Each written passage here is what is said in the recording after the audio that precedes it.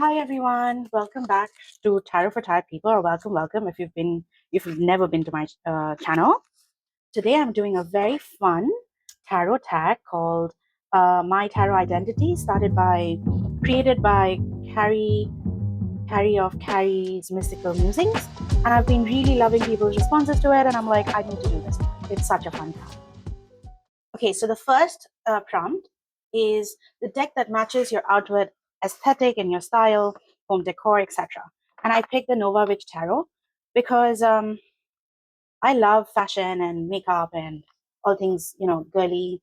But like my house is very mid-century modern. It's decorated in that style with pops of color. That's very me. I'll wear black and white, but also do like a really bright red lipstick. I love pops of colors. For the longest time, I had green and blue highlights. And now I have like blonde highlights. So I love playing with my hair. And the thing about Dubai is that it's a pretty overdressed city. Like we are casual, but even when we go to grocery, we're dressed up for the rest of the world. Like our casual is dressed up for other people. Every time a friend visits for the first time, they're like, why is everyone so dressed up? They're going to the grocery. And I'm like, well, that's just how it is here. So I wouldn't say, like, I cannot step out in slacks and top, if you understand what I mean. So that's kind of become a part of me, and I love dressing up. I love fashion. I love makeup. I love all of those things. So yeah, that's me for the first prompt. Nova Witch Tarot. Next prompt we have here is the deck that what fits a hidden or guilty pleasure aesthetic you secretly love and rarely show. Okay, so for this I got the Murder of Crows because there's also a part of me that's very I love crime movies. I love Law and Order SVU. I love thrillers. I don't like horror movies as much as I like thrillers. And this dark aesthetic of Murder of Crows really appeals to me. But this is not a side that, is very, how do I put it? It's very commonly seen by whether I bring it to the channel or, people. It's not a side of me that I show quite often. But it's definitely a side that's a guilty pleasure aesthetic of mine. Yeah, this is also a very powerful deck. This is one of my most favorite decks. I just don't show it on the channel. Oh, oops. YouTube said no to that. I tried to cover with washi tapes some of the other decks for today. Missed this one. But okay, so this is the deck that fits a hidden or guilty pleasure aesthetic. My love for dark and moody aesthetics and crime shows and thrillers and all of that. Okay. Murder of Crows Tarot. Next, what do we have? Deck that totally matches my personality. Okay, so now for this, we have the Goddess of Love Tarot that matches my personality. And I've really sat with this and tried to put washi tapes and taken out most of the cards because, let's face it, this is not a deck meant for YouTube. So, my personality, and I am not showing off or trying to put it in a different way, but basically, I'm very magnetic. I can talk pretty much about everything with everyone. I have that energy where I'm witty, I'm passionate, and you cannot forget me. Also with the hair and the pops of color that I was talking about, I am someone that people want to be friends with. I'm quite popular, and whether I'm networking for business or I am, like the whole reason of, or I'm with friends or new friends, like it's just that's who I am, and I think the Goddess of Love Tarot really encapsulates that. And so I'm witty, I'm funny, I'm all of those things, but I'm also very bold. I'm also very cannot be forgotten. I'm also loud, but this is definitely part of me. This is definitely my personality. Okay, so for this next one, which is something that's unique about me, I think we've got the Literary Witch's Oracle. So this one is I'm a literary witch. If I could be a witch, I'd be a literary witch. I grew up in a family and a culture which really loves literature. Like we judge people by how much they have read, and that's just our culture. That's our community. And literature has been always. It's like people look down upon. My community looks down upon what people that are just buying things or like spending money, but not never on you've read or you're into art or whatever. So literature is a very big part of my life, and the Literary Witches Oracle was bought just for that. Before I got into tarot, I was just a book nerd who read a lot because that's just the family I come from. And very early on, I was a voracious reader. I am a voracious reader, and I was that is a part of me that was very nurtured by my mom, by the family. So this particular oracle, I don't have the book, is the Literary Witches Oracle. I really like it. It has two sets. One is the objects, if you can see. So these are the objects that are there, and then you have the literary witches, and everything is turned. Yes. So these are all the witchy objects that come with it, and you could pull any of these, or I'm going to keep this away because I generally don't use it like this. I bought it to use, and one card a day of a literary witch. And I love that this is a very inclusive deck because it's not just Western writers, but also a lot of writers from very various countries, and not just writers, but also other kinds of figures that were literary figures that made a difference. And I love that they have something that is, let me just grab the guidebook here. For example, Anna Akhmatova, I didn't know about her, right? So it will give you a little bit about who she is. And for her, you have endurance as a little difficult to find because it's like this. It doesn't have it's not even, yeah, here. So Anna Akhmatova is Staying with Pain, Avoiding Pain patients. 1889 to 1966, she was celebrated during and beyond her lifetime for her lyric melancholy poetry. As Russia fell under Stalin, Akhmatova and her circle of artists and intellectuals were persecuted for their work. Her son was imprisoned and sent to labor camps, and her husband was executed. Akhmatova's most famous poem, Requiem, is her boldest attempt at capturing the Stalinist terror.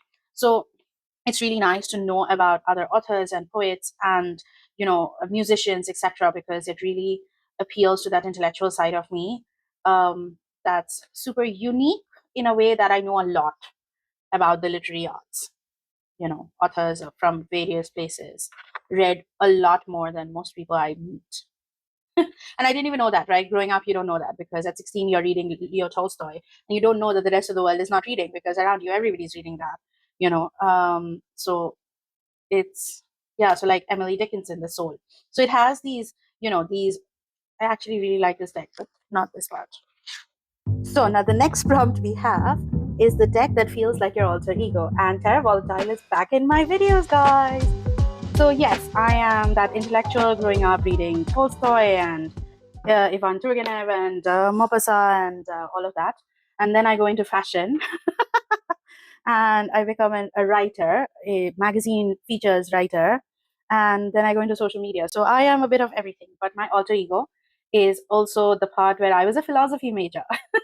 And that's my alter ego. Because I chose it, it made a huge impact in my life, studying philosophy for 3 years, and it, coming with that intellectual background. And therefore, the Terra Volatile is my alter ego because it is all of those things. It's mystical, it's, it's esoteric in its own way. It's very, very, it explores complexity, like, oh, oops, I'm not going to put a washi tape on my Terra Volatile. Like, I get it why it's my soul deck, but I don't actually use it every single day, only for big questions, because I feel like it has that energy of being that big sort of, it has that philosophical side to it. It's quite intense. So it's not my everyday deck. But let's face it, I have said it over and over again. If you're new on, and this is the first video you're watching, I am absolutely a huge fan of Terra Volatile, like to next level. I cannot stop talking about it. And like the alchemical suit of the vessels, it's things like that that really appeals to me. And that's why it's my alter ego deck. Um, because of all these sides of it. Like, I love that the Seven of Pentacles is not someone that's tending to a garden, but it's somebody out of whom this tree is growing, but he himself is has probably passed. And I just think that it's those nuances, and that makes this my alter ego deck and makes it a very philosophical deck, because you see a little bit more and it makes you think. And that's essentially philosophy. It just makes you think. It gives you a perspective. I remember, my teacher was brilliant, and I remember he'd say, okay, today I'll tell you 10 reasons why God exists and you'll believe me, but tomorrow I'll tell you 10 reasons why God doesn't exist and you will believe me by the end of it too. So it was very interesting how he'd make us think and not just read. And that's what I think Terra Volatile does for me. It makes me think, um, and not just, oh my god, getting triggered, what does this mean, 10 of swords, but there is a sense of, like, the page of swords has this seemingly giant that has been slashed by this, younger child. So yeah, I could go on for hours. This video would just then become another Terra Volatile review, but we're not trying to do that anymore. Okay, so the next prompt that we have is you as a bestie. So for that, I picked the Many Queens Tarot. Wait, let me put my soul deck in nicely while you watch me do that. And yeah, so I have the Many Queens Tarot for me as a bestie. The Many Queens Tarot is who I am. I'm very inclusive. I'm very, again, super fun to be with, super loyal. I feel like this deck also imbibes a lot of the friendship vibes, and that's the community vibes, and that's who I am. Of course, I will bury bodies, that you ask me to. I will do all of that. But it's got this fun bit to the deck, and that's also me. I'm very girl's girl. I am, I love to gossip. I'm just going to say that out here. It's true. I do. It's one of my vices. I can't help it. I love a gossip. So, but this is exactly who I am as a bestie. And the Many Queens totally embodies that energy. So the next up, what do we have? We have deck that represents a place I'd love to live. Okay, so the place that I would love to live or a dream vacation. Now, I am obsessed with all things Japanese, but I haven't been to Japan, but I don't have a Japanese deck. Isn't that weird? But then I thought about it, and while there's no dream place I'd love to live in, I have two things that I would love to vacation to. One of them would be space, which I don't think in my lifetime will be possible. The other is Japan. That's it.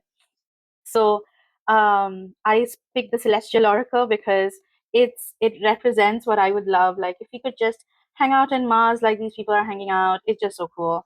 Um, I really like. I definitely believe Pluto is still a planet, guys. But this kind of thing is so my vibe. Like, if you ask me, oh, dream vacation, that'd be amazing, right? You're on your porch, but you're in space. I'm a huge sci-fi fan, so it also appeals to me like that because I read a lot of Asimov, and there, people would be traveling across planets, and just the idea of it really appeals to me. So yeah, it's a fun take, but honestly, if it was possible in our times, and I know that it will become a possibility in a few lifetimes, but if it happened in my lifetime, I would like to be vacationing in Mars or just somewhere in a space station, very interstellar vibes or Martian vibes without getting stuck there, of course. And the Celestial Oracle really captures that vibe of, being in that spatial sort of scenery where you're on Earth, but you're also very close to the cosmos. Like, I love this deck. It's so nice. You have the Stargazer. Like, those are the things. So the second thing that is a really big bucket list of mine, I have a very short bucket list, is the Northern Lights, because I think that's the closest I can get to this whole space feels. Yeah, I'd love it. So that's my dream vacation. Okay, we're going to space or just see Northern Lights. Now for the deck that speaks to my creative side, I think brings out my creative side, are all these decks that Rose Bay and Yuma Collective, everyone's creating. I love this deck. Every time I'm sitting with it, and I think whole of Tarot Tube will say the same. It's like reading a book. It's like going through a Tumblr page, right? It just really, 1 second, my cat is crying again. Oof. Okay, this deck is such a, like, it really brought out so much creativity, my creative self. Like, just this card that says rituals are unspoken perspective, just the way she's done the collage. She has the skin of the snake that the snake has already shed, and it says shedding, and everything that she's done, still water runs deep. She's taken bits and pieces from poems and, literature, and also like words that really make a, a lot of sense, let's say, and done such a beautiful job. But it's all of the decks like this that really appeal to my creative side. For this one, I particularly picked the These Blue Bones Oracle by Rose Bay Tarot because it was the first deck that really did that for me. hauntings in the walls of my mind. Like, how beautiful is that? You could write a book just based on this. It's so beautiful. If you're a poet, you could just write poems based on this. It would be like poetry prompts. Can you not be part of this video? Yes, yes. Okay, so this is what I love about this. And now, where were we? These Blue Bones Oracle by Roseway Tarot. I love it. It is a gorgeous deck. It's a gorgeous deck that is super creative and brings out the creative in me. And look at that chunky monkey. Like, it is very chunky. It is like a book. It's a book of cards. This is what I love about them. The next we have is a deck that represents the landscape of my dreams. For that, I have the Tarot of the Holy Spectrum, because, like I said, I love all things space. And this one, I feel, really appeals to that landscape of my dreams, which is quite liminal. It's never like, even if it's a kitchen, it's like a kitchen in space, you know? And my dreams are very like that. It's super, super liminal. There's no particular concrete, you cannot put a name on exactly where it is. It'd be like things happening, but it would be somewhere up in the air. And that's what I like about this deck, because it doesn't feel like this is the real world on Earth. Yes, you have the star card, but it really feels like this could be anywhere. And it feels like it's a different world. It's a different planet, you know? And that's what, but it's the everyday human archetype. So it's a lived experience that we're talking about, but not on Earth. And that's how my dreams are. That's the landscape of my dreams. Everyday stuff happening, but not necessarily on Earth. And the Knight of Cups is a great representation of that. Like, you'd look at this and you'd think that's a river in Mars or something like that, you know? But that is a knight. That is a knight. And that is a tree. Just not, it's very dreamlike, isn't it? All right. Love this deck. Love this deck. What a beautiful deck, honestly. Like, look at that world card when she's back on that cliff. She's done her journey. I love that. And the cardstock, everything about it. The pops of color, it's also very me. Anyway, we can spend forever with this. The last one we have is the deck that represents my life currently, and I have the Thoth, because right now it's a very big season in my life on entrepreneurship, trying to level up my company. There's a lot of stress. There's a lot of big, bold moves and big picture decisions, and that need to be made. Like, all the soft layers need to be peeled away. And I have mentioned it in another video that this deck is really helping me through that, because I feel like this system is very unfiltered truth. It's a very straight up energy that is bold and courageous and powerful, but also does not soften anything. And I like that, because that's the kind of support I need right now. And that's the kind of situation or state my life is in. I am moving through a lot of tower moments and, death cards, that kind of stuff. Like, I'm moving through a huge transformation, but really fast. And this deck is really representative of my life right now. And now is not the season of softness. Hopefully that's coming soon, because I'm getting tired. This 2 months have been a super, super quantum leap, but the crunch before that kind of movement. And yeah, that's the Thoth Tarot. So this was a very fun tag. Honestly, guys, I love when you guys create these tags, because you're so creative. Thank you, Carrie from Carrie Mystical Musings, for this tag, for us participating in it. It was so much fun. I love watching other people talk about, things, and me kind of discovering people through it. And, but yeah, don't forget to like and subscribe and all of those good things, because I'd really like your support, guys. Thank you. Bye.